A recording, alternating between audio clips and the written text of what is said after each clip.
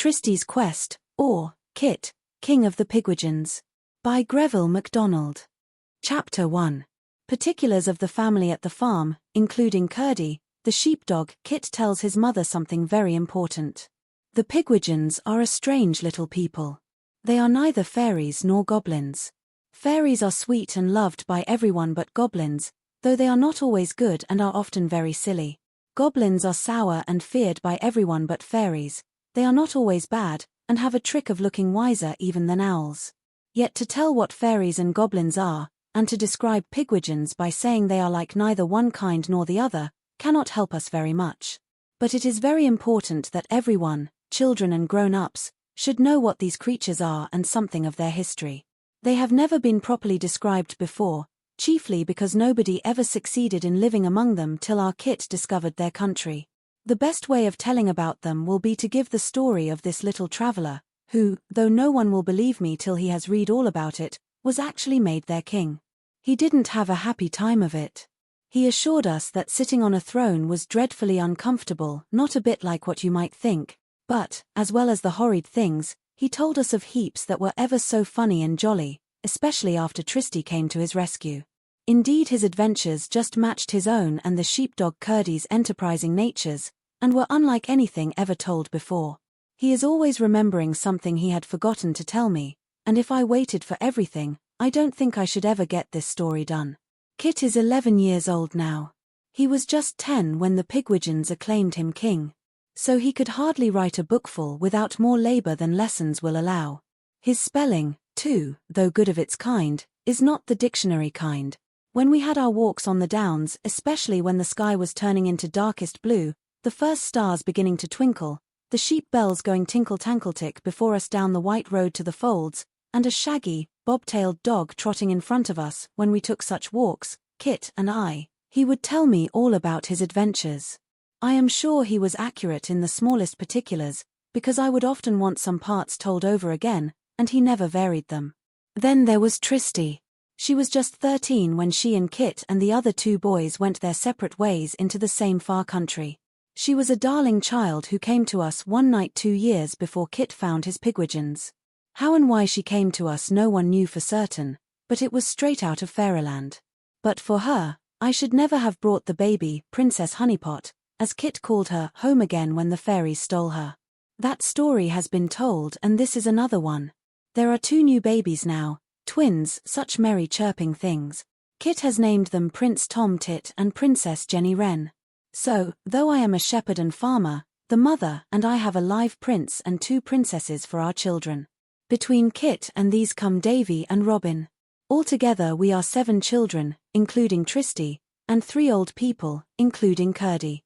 Curdie is only 6 years old, but in a dog like him, half wise fairy, half cuddlebear, half happy dog, and all the rest of him human, 6 years count for hundreds of miles of travel and oceans of wisdom and long tales of waggery, though he hasn't the shadow of a tail to call his own. So he's one of the old ones, and consequently he went with Kit on his journey. Then last, come the children's nurse and best friend, Kirsty, and the sheep's nurse and best friend, Jonas. So much for the human people. But the others are important enough to speak for themselves, though some only bellow, some neigh, some bar, and some crow or twitter or sing delicious songs. These humble creatures belong to the farm and the family and the downs, and so the family, the farm and the downs belong to them. One day in late April, when showers were romping with the sunshine over the great green downs and back to their quiet nursery, the glittering blue sea which we can look down upon when we get to the top of the green hill a little to the east of the farm, Kit came running to his mother in the kitchen. She had just put her batch of bread into the great brick oven, and her hands and apron were still floury.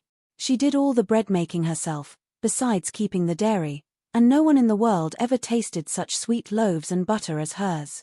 Just now you could see in a moment that something was troubling Kit's mind. "What is it, Kit?" asked his mother. "Is it 7 times 8, or 12 times 9? "No, mother," he answered. His great trouble in life just now was the multiplication table. "I think I knew them all right yesterday and perhaps they'll keep now." "No, it's something else, quite different." Then he hesitated.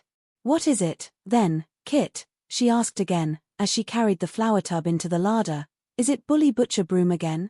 Bully Butcher Broom was a school bully. Kit had more than once thrashed him for pinching and terrorizing Davy. Him, said Kit scornfully, not quite. It's much worse. It's Jonah's. Why, what's dear old Jonah's done? Mother, Kit said slowly and hardly able to control his voice for indignation. Mother, Jonah's is really a something I mustn't say, but you know what?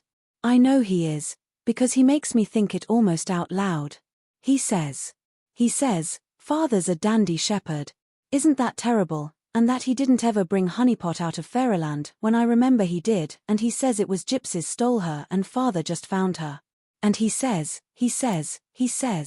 it was as much as Kit could do to keep back his angry tears. He mustn't ever tell me the secret because Father's father wasn't a shepherd, so he is only a dandy shepherd, and because he didn't ever really get into Fairyland. Jonah's, I must say at once, loved Kit to an extraordinary degree and would do anything for him.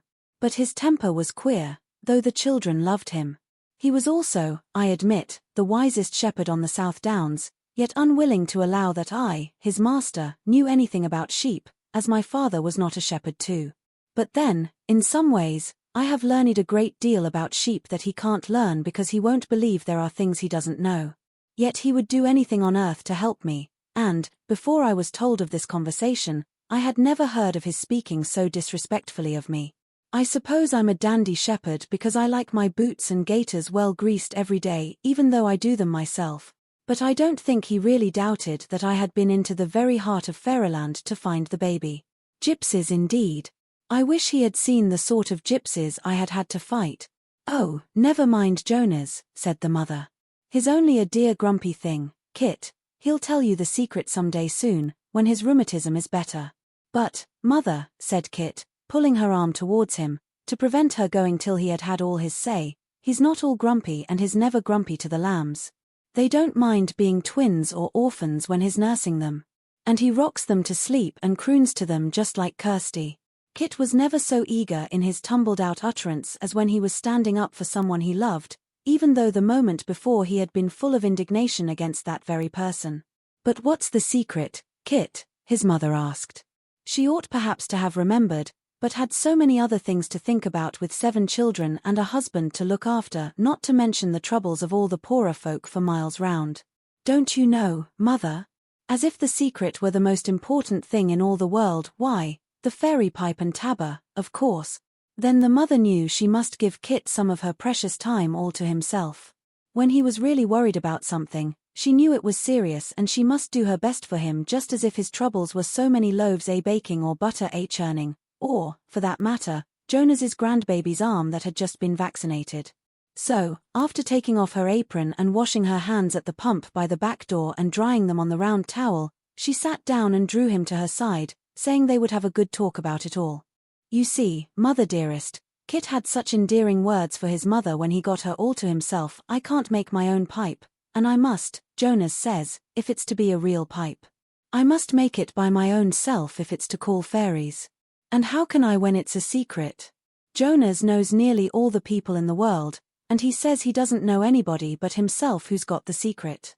And he's got it because his father was a shepherd and his father's grandfather and lots of old grandfathers all the way back to Abel. And Jonas's father spent all his Sundays, nearly, in Fairyland. And Jonas has made a good pipe, but says he doesn't want no fairies to rummage him. And he says, nobody who's got the secret must ever give it away, 'cept to boys whose fathers are real shepherds who have seen real fairies. And he says father is a dandy shepherd, and only thinks he found Honeypot in Fairyland. And so, mother, that's what I mean when I say Jonas is exactly something I mustn't say he is. That old mustn't makes me simply hate him. The child set his teeth tightly. Christopher, said his mother in expostulation, putting him at arm's length. She called him by his full name only when he was not quite good. Well, mother, then I don't. But I can't love him. I can't and I won't. The boy then leaned on the corner of the table, buried his face in his arms, and angrily kicked the brick floor. And just this minute you were telling me how he nursed the baby lambs. Kit was silent for 1 whole minute. Oh well, mother, he then said, coming to her side and opening his heart again, smiling happily again. Well, I think I do love him all the same, only, I think is very nearly what I mustn't say. End of this chapter.